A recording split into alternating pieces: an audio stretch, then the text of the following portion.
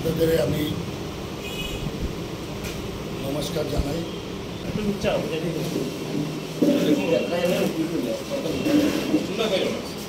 জনগণের স্বতঃস্ফূর্ত সমর্থন পাচ্ছে বিজেপি সরকারের যে দুর্নীতি, স্বজন পোষণ, মানুষ তিতিবিরক্ত হয়েছে।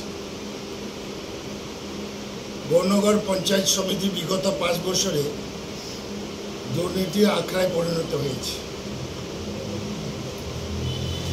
এবারে নির্বাচনে বিশেষ করে গৌরনগর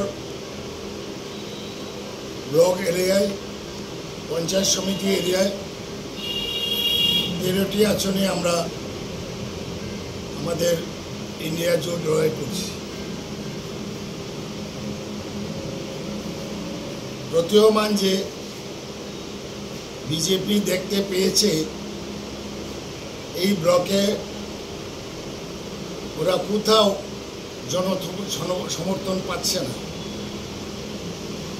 আমার বিশ্বাস এই ব্লকে একটি আসনে ওরা জিততে পারবে।